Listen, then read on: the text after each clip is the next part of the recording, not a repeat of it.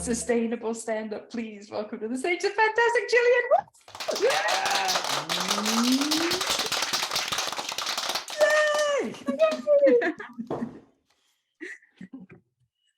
Hello everyone.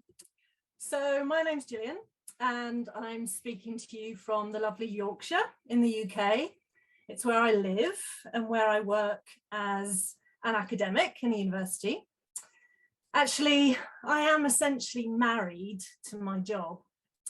Now, I have had normal human relationships, of course. The thing is that I seem to attract guys who only want me for one thing, as their personal carbon offsetting scheme. You see, I have researched and taught climate change policy for more than 20 years now. I specifically focus, like Moritz, on getting the fossil fuels out of the transport system. So what do I go and do? I go out with a guy for years and years who worked in the oil industry.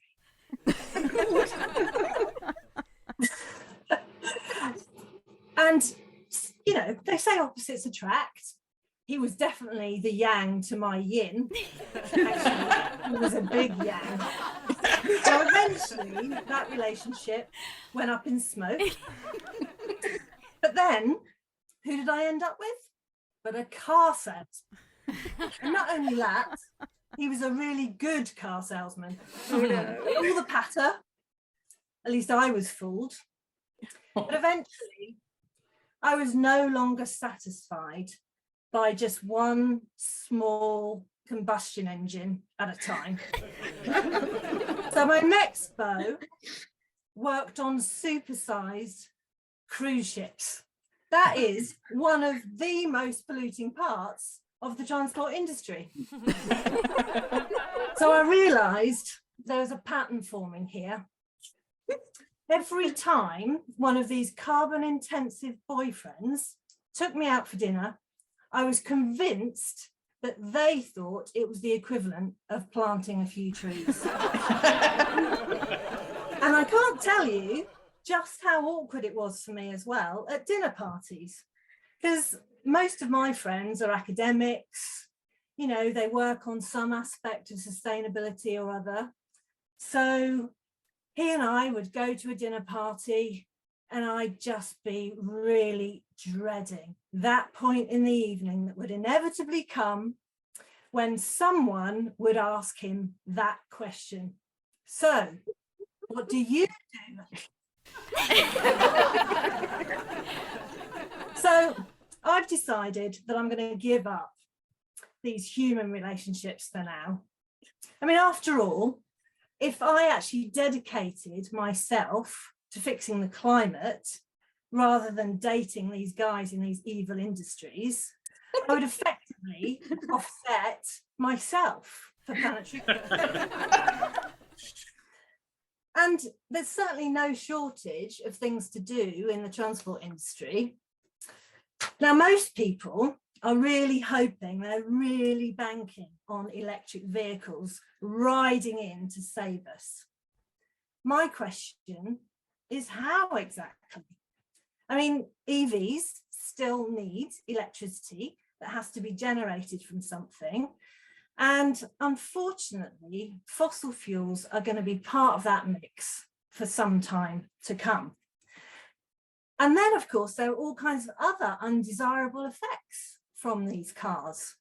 You might, for example, and I understand, be thinking of all the batteries that need to be produced from really rare earth materials.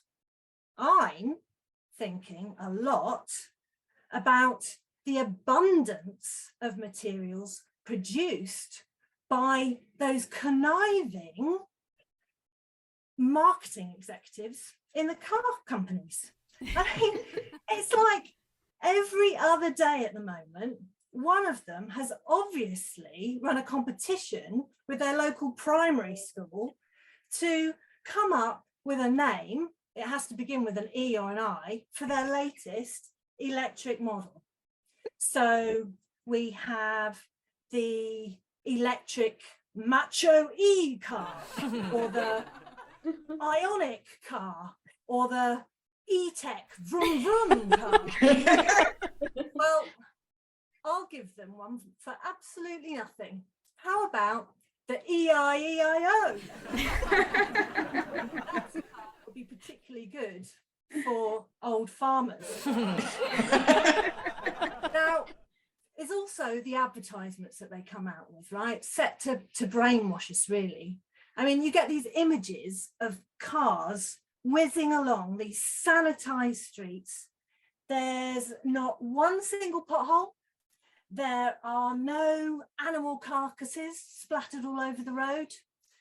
There are none of those neon sad face emoji signs telling us to slow down. And there are certainly no other vehicles on the road. Perhaps that's their equivalent of an offset scheme. Drive this car and it will magically make all other cars on the roads disappear. Come to think of it though, I think I might have actually slept with the guy that came up with those ads. So I say to him and to anyone else that will listen, it is about time that we just accept that electric vehicles are going to cause as many problems as they solve. And so it seems to me that the only way that we're going to get the carbon out of the transport system in time to meet our really urgent carbon budgets is if we find a low carbon liquid that we can put directly into the fuel tanks of the vehicles. And we can do that right now. Well, you lucky peeps are going to hear for the first time my ingenious answer to this problem.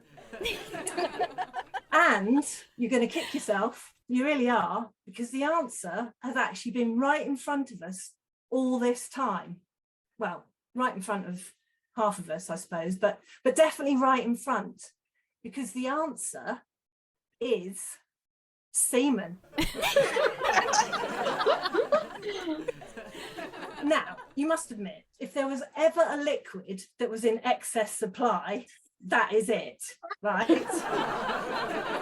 Now, some of you are looking a bit surprised, a bit skeptical. So I'll explain a little bit more, bear with me. I know I'm not a biologist, I'm not a physicist, I'm not a brilliant engineer, but it doesn't take very much to work out that semen is full of millions of little manic swimmy things. So that must mean that it has an inherent kinetic energy that can be converted into mechanical work. Brilliant. Now, I think probably it's because it's been men who have dominated the relevant areas of science and engineering to mean that this hasn't happened already. You know, I can see that maybe they've been a bit reluctant to see themselves as being factory farmed in this way. But I actually think that it really wouldn't take very much to make this a really attractive proposition. So take my ex-boyfriends, for instance. This would be a really, truly good way for them to offset the harm of their industries. And it would be cheaper than taking me out for dinner, so double bonus for everybody. And then there are those testosterone flooded teenage boys. At the moment, they are the least likely to get involved in climate action. This, though, could make them very engaged indeed, and they can help save the world. And then there are all those guys who swoon over their cars all the time already. They could make love directly to their cars and it would be perfectly acceptable for once.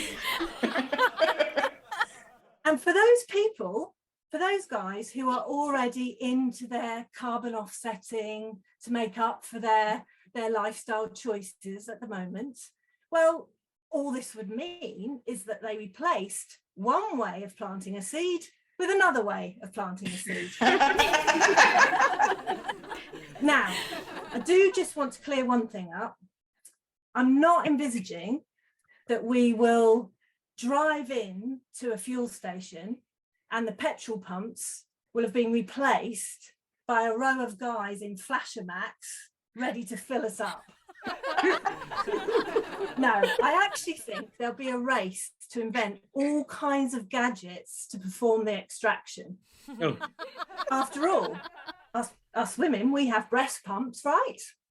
So, fellas, it's now over to you. And what better application of the circular economy is there than getting the testosterone that got us into this climate mess in the first place to become the solution that gets us out of it? So I think this is absolutely genius. In fact, you could call it a magic wand. So I really hope that you also think that this idea holds up. I will now, though, have to move on to persuade the politicians that they need to get behind this. In my experience, though, they often have their fingers firmly stuck in their ears. So we need, obviously, to get them to have their hands stuck firmly down their underpants. If we can convince them to make wanking our way to decarbonisation the official policy position, then my job as a climate researcher will be done. I would have made myself redundant. And that's okay, because I am full of other ideas. For instance, I have an idea for a different kind of dating app. The way this would work is you swipe right if you think it's a potential low carbon match, or left if you'd rather plant some trees. This app, you've probably guessed this already, but it'd be called, of course, Timber. I only wished it had been available before I started dating that oil guy. Anyway, they're my ideas. So on that note, I bring this set to a happy end. Thank you very much. Good night.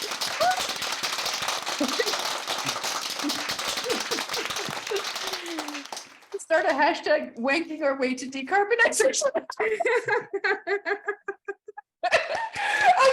Please unmute. Round of applause for Jillian.